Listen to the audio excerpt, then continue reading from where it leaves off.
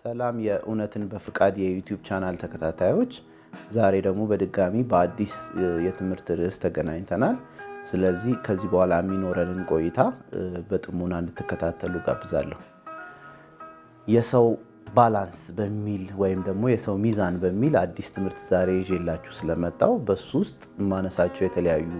ሀሳቦች ይኖራሉ። በተለይ የሰውን ሚዛን በተመለከተ ዓለም ላይ ያለ ሰውና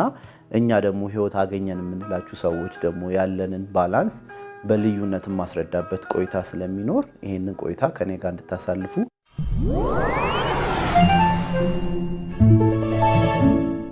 እሺ፣ የሰው ሚዛን የሚለው በሶስት ከፋፍዬው ነው የማመጣው ዛሬ። አንድ ከፈጣሪ አንፃር፣ ሁለት ደግሞ ከዓለም አንፃር፣ ሶስት ደግሞ ሰው ራሱን ደግሞ እዛው ሚዛን ውስጥ ደግሞ አስገብቼው ያለውን ቅርጽ ምን ይመስላል የሚለውን ላስረዳ። በተለይ ስጀምር ሁሌ እንደማደርገው ከዓለም ነው የምነሳው። ሀሳቡን ከዓለም እነሳና ከዛ ደግሞ እኛ ከዛ ውጭ የሆነ ህይወት ነው የምንኖረው የምንላችሁ ሰዎች ደግሞ በምን አይነት ቅርጽ ነው እነዚሁኑ ሶስት ነገሮች ይዘን እየቀጠልን ያለ ነው የሚለውን አስረዳችኋለሁ ማለት ነው። እና ዓለም ላይ ያለ ሰው ቦታው ወይም ፖዚሽኑን ሲታይ ፖዚሽኑ ያለበት ዓለም የሚባለው ነገር በልጦት፣ ከዛ እሱ በመቀጠል በመሃል ሆኖ፣ ከዛ ደግሞ ፈጣሪ የሚባለው ነገር ደግሞ ከበታቹ አድርጎ ወይም ደግሞ ከሱ በታች አድርጎ የሚኖርበት ሚዛን ውስጥ ነው ያለው። እና የኛን ደግሞ ወደ ቪዲዮአችን ማብቂያ አካባቢ ስለሱ አስረድቻችሁ ቪዲዮዬን እጨርሳለሁ። እና ይሄ አቀማመጥ በጣም ከባድ አቀማመጥና ለሰውየው በተለይ ለሰውየው በጣም የሚጎዳው እንደሆነ በተለያዩ አጋጣሚዎች እናነሳለን። እና እስቲ አሁን ያልከውን ነገር በጥልቀት አስረዳን ወይም ደግሞ ከምን አንፃር እንደዚህ ልትል ቻልክ ለምትሉኝ ተመልካቾቼ፣ ዓለም ሰውን መጀመሪያ ዓለም ሰውን በልጦት ነው ያለው። አሁን ካለው አቀማመጥ አንፃር ያልኩት የሰው ልጅ በዓለም ተበልጦ ወይም ደግሞ ዓለም ላይ ባሉ ሲስተሞችና ጉዳዮች፣ ገንዘቦች እና እንቅስቃሴዎች ተበልጦ ከዛ ለነሱ የሚያደርገውን እንቅስቃሴ በሙሉ ግብዓት እያደረገ የሚሄድ ፍጡር ነው። እና የውድቀትም አንድም እንትን ነው ኮንሲኩዌንስ ነው የምንለው ጉዳይ ነው ይሄ ጉዳይና ዓለም የምትባለዋ ነገር የሰው ስብዕና ውስጥ በተለይ ደግሞ ስብዕና ውስጥ ያላትም ተጽዕኖ ከፍተኛ ከመሆኑ የተነሳ የሰው ልጅ ዓለም በዋስትና እንድትቀጥል ወይም በቋሚነት እንድትቀጥል ግብዓት እየሆነ እና ለሷ መኖርና መቀጠል የራሱን ማንነት ወይም የራሱን ሰዋዊ የሆነውን ማንነት መስዋዕት እያደረገ የሚሄድ ከመሆኑ ጋር በተያያዘ ነው ሰው በዓለም ተበልጦ ነው እየሄደ ያለው የምንልበት ምክንያት ማለት ነው። እና ያው አንዳንድ ጊዜ ስናነሳ ሰምታችሁናል። ለምሳሌ ዓለም ስንል ዓለም ውስጥ ካሉ ነገሮች መካከል አንዱ ገንዘብ የሚባለው ነገር ነው። እና የሰውና የገንዘብ መበላለጥ ደግሞ በጉልህ የሚስተዋልና ሁሉም ሰው ሊስማማበት የሚችልበት ጉዳይ ነው ያለው። እንደውም ምን እንላለን ብዙ ጊዜ በዓለም ላይ ስትንቀሳቀሱ ወይም በምድር ላይ ስትንቀሳቀሱ የወደቀ ገንዘብ አታገኙም፣ ግን የወደቀ ሰው ደግሞ በጣም በገፍ ነው የምታገኙት። እና ከሀገር ሀገር ተመሳሳይ ነው ይሄ እንትንና ብዙ ሰዎች ያላስተዋሉት ነገር ምንድነው? ሰዎች ገንዘብ ባለበት ደረጃ እንዲቀጥል ወይም ደግሞ ዓለም ከነሲስተሟ ባለችበት ደረጃ እንድትቀጥል ሰው የሚባለው ማንነት በየቀኑ ከራሱ ላይ እየቀነሰ ግብዓት የሚያደርገው ነገር መኖር እንዳለበት ነው። እና አንዳንዶቹ በተለይ እንደዚህ ግብዓት የሚያደርጋቸው ነገሮች ላይመለሱ ራሱ ነው የሚሄዱት ወይም ደግሞ አንዴ ካጣቸው መልሶ የማያገኛቸው አይነት ናቸው። እና በተለይ በጣም የፈጠነ ሲስተም ውስጥ ወይ ምናምን የሚኖሩ ሰዎች ጋር ይሄ ነገር በጉልህ ይስተዋላል። እና ስራዎቻቸውን የሚሰሩበት እንትን መጠንና ብዛትና ስፋት ሲታይ እነዚህ ሰዎች በምን ኮስት ነው ይሄንን እያደረጉ ያሉት ወይም ምንን ወጪ አድርገው ነው ከራሳቸው እያደረጉ ያሉት ካልን ከራሳቸው ስብዕና ብዙ ነገር እየወሰዱ ደስታቸውን፣ ሰላማቸውን፣ እረፍቶቻቸውን ወይም ደግሞ ለራሳቸው የሚያስፈልጓቸውን ጊዜዎች ኢቭን በስጋ ራሱ ብዙ ማስተዋል ይቻላል እንቅልፉን አጥቶ ነው አብዛኛው ሰው ሁለት ሶስት ስራዎችን ይዞ የሚሄደውና እነዚህ ነገሮች ምንድናቸው ከተባለ እነዚህ ነገሮች በጥቅሉ ሲገለጹ ጉዳዮች የሚባሉት ይሆኑና እነዚህን ጉዳዮች አስቀድሞ እሱ ደግሞ ከኋላ ተከታይ ሆኖ የሚሄድ ፍጡር ሆኖ ተገኝቷል የሰው ልጅ ማለት ነውና አንዱ ሰው ከነሱ አነሰ ያልንበት ምክንያት እሱም ነው። ወደ መጨረሻ ላይ ደግሞ ትክክለኛ እነዚህ ጉዳዮች ቦታቸውን ሲይዙ ምን እንደሚመስሉና ሰውን ቦታውን ሲይዝ ፈጣሪን ቦታውን ሲይዝ ምን አይነት ገጽታ እንዳለው እጠቅሳለሁና ነባራዊ ሁኔታውን ግን ስንመለከት ወይም ደግሞ በዚህ ዘመን የሰው ልጅ ያለበትን ሁኔታ ስንመለከት ግን ለነዚህ ጉዳዮች እየሰገደ ወይም ደግሞ እያነሰ ወይም ደግሞ ሳክሪፋይስ እየሆነ እነሱ ነገሮች ደግሞ የተሻለ እየኖሩ የተሻለ ማንነትን ይዘው እየቀጠሉ እንደሆኑ በጉልህ ማየት ይቻላልና ስለዚህ ዓለምን ያስቀድምና ከዛ በመሃል እሱ ደግሞ ይኖርና ቀጣይ ደግሞ ፈጣሪን በተመለከተ ደግሞ ፈጣሪ ደግሞ አንሶ ይገኛል ከዓለም ላይ ካለ ሰው አንፃር ሲታይ ማለት ነውና እንዴት ነው አንሶ ያልክበት ምክንያት ደግሞ ሲባል በጣም ከማነሱ የተነሳ ፈጣሪ የሰው ልጅ አንዳንድ የሱን ጉዳዮች እንዲያደርግለት እስከ መጠበቅ ደረጃ ደረሰ ፈጣሪን ማለት ነውና ለምሳሌ ብዙ ጉዳዮችን ልናነሳ እንችላለን በብዙ ትምህርቶቻችንም ላይ ገልጸነዋል ግን ሰው ፈጣሪን ኤክስፔክት እያደረገው ያለው ወይም ደግሞ አድራሻው እዚህ ቦታ ነው ብሎ እየጠበቀው ያለው ቦታ ላይ ፈጣሪው ከተገኘ የሚለው ፈጣሪ ከተገኘ ያ ፈጣሪ የዛ ሰው አገልጋይ እንጂ የምር ፈጣሪው አይደለም ማለት ነው ወይም ደግሞ በዛ ሰው እየታዘዘ ጉዳዮችን የሚፈጽም ጉዳይ ፈጻሚ አሽከር ነው እንጂ ትክክለኛ የፈጣሪ ቦታ ሊሆን አይችልም እሱ ስለዚህ ሰዎች ያው በዓለም ላይ ፈጣሪን አድርግልን ወይም ደግሞ እዚህ ቦታ ላይ ይሄንን ሸፍንልን የሚሉትን ነገሮች ያ ሁላችንም እናውቃለንና ያ ከምን የተነሳ ነው ከተባለ ሰው ከተሳሳተ ሚዛን ላይ ሆኖ ነገሮችን ሲያደርግ የሚመጡለት ነገር ነው የሚሆነውና ሊበልጠው የማይገባው ነገር በልጦት ሊያንስበት የማይገባው ነገር ደግሞ አንሶበት ይገኛልና ፈጣሪን እንዳልኳችሁ ነው ለምሳሌ ትዳር ላይ ይጠብቀዋል ትዳሬን አሳካልኝ ወይ እከሌን የትዳር ጓደኛ ያድርግልኝ እስከ ማለት ጥያቄ ድረስ ይሄዳል የሀብት ጥያቄዎቹ ያው የታወቁ ናቸው እነሱ አይነሱም ብዬ ነው እንጂ ምገባበትን የሥራ ዘርፍ ጠቁመኝ ብሬን በዚህ አካውንት እንትን በልልኝ ብር አስገባልኝ እስከ ማለት ደረጃ ድረስ ደርሰው ይሄ የዕለት ተዕለት ሰው ራሱ ተንቀሳቅሶ እኔ ኑሮ ብዬ እሱን ገልጬዋለሁ ኑሮውን ኖሮ መፈጸም የሚችላቸውን ጉዳዮች ላይ አንተ ይሄንን አድርግልኝ ብሎ ካላደረክልኝ ደግሞ እስከ መክሰስ ደረጃ ደርሳለሁ ብሎ የሄደበት አካሄድ ነው ያለው ይሄ ደግሞ ምን ያህል ፈጣሪን ከሱ በታች አድርጎ እንዳሳነሰው ጥሩ ማሳያ የሚሆን ምሳሌ ነው ማለት ነውና ዓለም ላይ ያለ ሰው ብዙ እንትን ማንሳት እንችላለን ከነዚህ ጉዳዮች ጋር በተያያዘ ግን አሁን ላይ ባለው ሁኔታ ሲታይ በእንደዚህ አይነት ፖዚሽን ውስጥ ነው የሚገኘውና ለዛም ነው በልዩነት ቆመን የኛ ባላንስ እንደሱ አይደለም ሌላ ባላንስ አለን እያልን ሰዎችን እየጠራን ያለ ነው ወደኛ መንገድ ወይም ደግሞ ወደኛ መደበኛ ክላሶችና የእናንተስ ባላንስ ምንድነው የሚመስለው ደግሞ ሲባል እኛ ሁሌ እንደምንለው ነው ፈጣሪ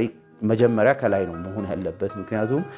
የፈጣሪን ማንነትና የፈጣሪን ባህሪን መረዳት ይጠይቃል ይሄንን ባላንስ መልሶ አስተካክሎ ለመሄድና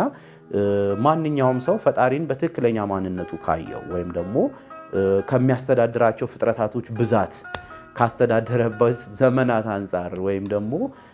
ኢቭን እነዚህ ትንንሽ ኃጢአት የምንላቸው ነገሮች ራሱ ምድር ላይ ስር ሰደው አሁን የደረሱበት ደረጃ ለመድረስ ፈጣሪ የሚባለው ነገር እነዛን ነገሮች መፍጠር ይኖርበት ነበርና የሱን ትልቅነትና ህልውና ላይ የሰው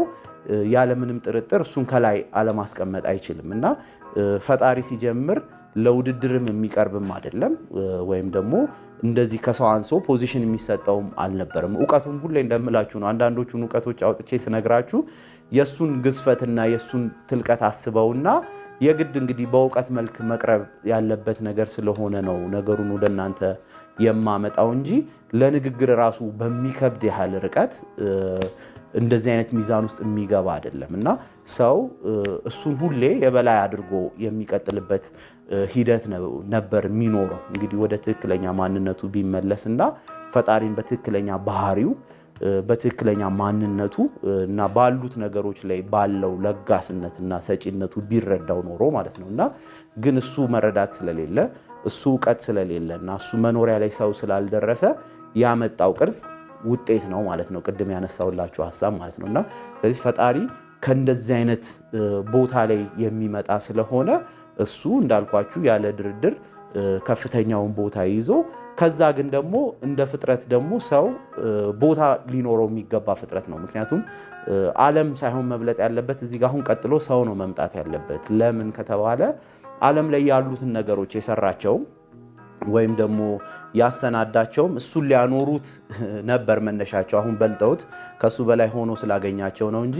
ዓላማቸውም ፐርፐዛቸውም የነበረው ከሱ አንሰው እንዲቀጥሉ ነበር። አሁን እኛም ጋር ተሳካ የምንላችሁ እሱ ነው። የሰው ስብና ውስጥ ገብተው የሚሰገድላቸው ወይም ደግሞ ትልልቅ ጉዳይ የሚሆኑ ጉዳዮች አልነበሩም የዓለም ጉዳዮች እና ቦታቸው መሆን የነበረበት ከሰው በታች ነበረ እና እሱ ቦታ ነው አሁን እኛም ጋር ተሳካ ብለን እንግዲህ አንዳንድ እውቀቶችን ወደ እናንተም ጋር የምንወረውረው ምንም ያው ሰው ዋጋውን ስላላወቀ በተለይ የሰው ዋጋ የሚለው ትምህርቴ ላይ ይሄንን ጠቅሼዋለሁ። ዋጋው የታች ከዓለም ታች ሆኖ ሳይሆን መኖር የነበረበት ዓለምን በልጦ ነበር መኖር የነበረበት በሚለው ትምህርቴ ላይ ይሄንን በደንብ ተንትኘዋለሁ እና ዓለም የምትባለዋ ነገር ግን አንሳ ከዛ አሁን ሰው ያለበት ዓለም የወደቀ ዓለም ላይ ስለሆነ ራሱን ያገኘው ዓለም ውስጥ ያሉትን ምንም ሳይንስን ብንላቸው ቴክኖሎጂን ብንላቸው ቢዝነስም ገንዘብን ብንላቸው ሁሉም ለሱ መጠቀሚያ ሆነው ማለፍ የነበረባቸው እንጂ የሱ ህልውና መሆን የነበረባቸው ወይም ደግሞ የሱ አዛዥ ከሱ ስብናም ከሱ ስጋም ብዙ ነገር እየሰረቁት የሚሄዱ ጉዳዮች መሆን እንዳልነበረባቸው እና ሰው ከዚህ በላይ በጣም ሰፊና ትልቅ የሆነ ማንነት እንዳለውና ዋጋውን መቁጠር ሲጀምር እየገባው የሚመጣ ነገር እንደሆነ በተለይ እኔ ጋር የሚመጡ ተማሪዎች ላይ በደንብ የማስተውለው ነገር ከሳምንት ሳምንታቸው ላይ የማየው ልዩነት ድሮ ትልልቅ የመሰሏቸው ነገሮች ወይም ደግሞ ድሮ የማይገረሰሱ የሚመስሏቸው ነገሮች እነሱ ከነሱ ነገሮች ነፃ እየወጡ ሲመጡ መጠናቸውን እያዩቸው ይመጣሉ እና እነዛ መጠናቸው በጣም ትንንሽ እንደሆኑ እየተረዱ ሲመጡ ከዛ የነሱንም ዋጋ ከፍ እያደረጉ ከዛ ደግሞ መጨረሻ ላይ ደግሞ ይሄንን ሁሉ ያሳካላቸው ደግሞ ፈጣሪ እንደሆነ ሲያውቁና ከሱ ጋር ቀጥታ የሆነ ግንኙነት ሲኖራቸው ደግሞ ይሄ ፐርፌክት ባላንስ ሰርቶላቸው ሲቀመጣ ያለውና ለዚህ እንደውም አንድ ጥሩ አጋጣሚ የማረሳው በኮቪድ ወቅት የነበረው እንቅስቃሴ ነውና በኮቪድ ወቅት አንድ ኮቪድ ጥሩ አጋለጠ ብዬ የምለው ነገር ምንድነው ድሮ ኮቪድ ከመምጣቱ በፊት ሰዎች ዓለም ላይ ትልልቅ ነገሮች ናቸው ወይም ደግሞ እነዚህማ ምንም የማይነኩ ናቸው ያላቸው ትልልቅ ነገሮች አንድ በሽታ የሚባል ነገር መጥቶ ሁሉንም ያስቆመበትና ሁሉንም በልጦ የነሱን በትክክለኛ ማንነታቸው እንትን ያደረጋቸው ምንድነው ያጋለጣቸው አጋጣሚ ነበር። ያው ይሄንንም ልዩነት ልናይ የቻልነው እኛ ነን። ምክንያቱም ሌላው ሰው ይሄንን እይታ ለማየት ወይም ደግሞ እዚህ ደረጃ ላይ ደርሶ ይሄንን ለመገንዘብ ሁሌ እንደምለው እነዛ በጣም ትልልቅ የሆኑበት ነገሮች ቀስ እያሉ ገሸሽ መደረግ ስላለባቸው እና አይኑን ጋርደውት ስለሆነ ያሉት ተራ በተራ የሚነሱለት ነገሮች መሆን ስላለባቸው አሁን እኔ በተረዳውበት መጠን ሰዎች እንዲረዱት አልጠብቅም። ግን ትልልቅ የሚባሉ ገንዘብንም በተመለከተ ስፖርትንም በተመለከተ ዓለም ላይ እንትንም አርትንም በተመለከተ ወይም ደግሞ ብዙ ትልልቅ የምንላቸው ነገሮችንም በተመለከተ ሁሉንም በልጦ ሁሉንም አስቁሞ ከዛ እሱ እንትን ሲረጋጋ መልሰው ደግሞ ያንሰራሩበት ሁኔታ እና ሃይማኖትንም ብንመለከት ማለት ነው። እና ለምንድን ነው እንደሱ የሆነው ከተባለ እነሱ በትክክለኛ ማንነታቸው ቼክ ሲደረጉ እንደዚህ አይነት ነገር በቀላሉ በልጧቸው ሊናጉ የሚችሉ ወይም ደግሞ ሊሰነጣጠቁ የሚችሉ ነገሮች እንደሆኑ ጥሩ መገንዘቢያ ስለነበር ነው። እና በደንብ በጉልህ ደግሞ ላይ የቻልኩበት ምክንያት የኛን ህይወት ደግሞ በአንጻሩ በዛ ወቅትም አስተዋልኩትና እንደውም እኛ ጋር በደንብ የሚስተዋለው የነበረው እኔም ጋር ሌሎች ልክ የኛ አይነት ህይወት ያላቸውንም ሰዎች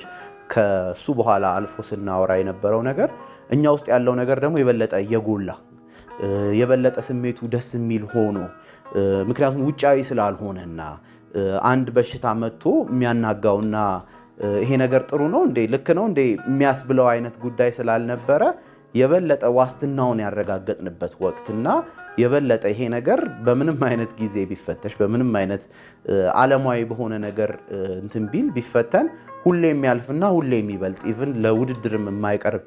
ጉዳይ እንደሆነ የተረዳንበት አጋጣሚ ነበር የነበረውና ይሄ ግን ከምን አንጻር የመጣ ነው ከተባለ ዓለም የሚባለው ነገር ከኛ በታች እንደሆነ ቀድመን ስራው ተሰርቶ ያለቀበት ሁኔታ ስለነበርና ዓለም ላይ ምንም አይነት ነገሮች ቢለዋወጡ ወይም ደግሞ ዓለም ላይ ምንም አይነት ነገሮች አዳዲስ ሆነው ቢመጡ እነሱ ያላቸው ቦታ ውጫዊ ሆነ ወይም ደግሞ ከሰው ስብና ውጪ የሆነ ቦታ ስለሆነ እነሱ ሁሌ ከሰው በታች ሆነው የተቀመጡ ስለሆኑ ሰውን በዛ ደረጃ መተው ጥቃት ማድረስም ማሸበርም የህልውና ጥያቄ ማስነሳትም የማይችሉበት አይነት ሁኔታ ውስጥ ነው የተቀመጡት ማለት ነው ከኛ አንፃር ሲገለጽ ማለት ነውና ከሌሎች ሰዎች አንፃር ደግሞ ሲገለጽ በጣም የተፈራበት ነገ ምንድነው የሚኮነው የተባለበት የኮቪድ ወቅት ማለት ነውና ነገሮች ግን ተመልሰው ወደ ድሮ መስመራቸው ይሄዳሉ እንዴ የሚል ትልቅ የህልውና ጥያቄ የፈጠረበት ሂደት ነበር የነበረውና ይሄ ደግሞ የሆነው ኮቪድ የሚባለው በሽታ ሌሎች በሽታዎችም ነበሩ በታሪክ ግን የቅርብ ምሳሌ እሱ ስለሆነ ነው የሚባለው በሽታ ዓለም ላይ ያሉትን ትልልቅ የሚሏቸውን ሰዎች በጣም አክብረው አድንቀው የሄዷቸውን ነገሮች ስላናጋባቸው እንደሆነና እኛ ደግሞ ትልቅ የምንለው ፈጣሪ ስለሆነና ፈጣሪ ደግሞ ከዚህ ሁሉ ነገር ውጪ ስለሆነ ይሄንን ሌሎች ትምህርቶቻችንም ላይ ገልጸናል በሽታ የሚባለውን ነገር እሱ አያመጣውምም እሱም አይፈውሰውምም ሌሎች እንትኖች ርዕሶች አሉ ከሱ ጋር በተያያዘ የምንነካካቸው ግን ለዚህኛው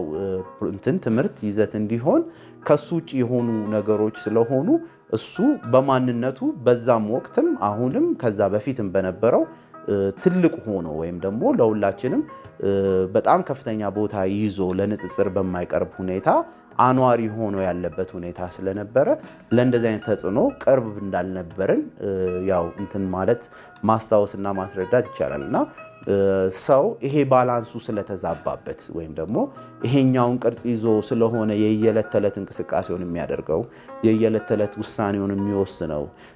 ሁሌ ደግሞ የምለው ምንድነው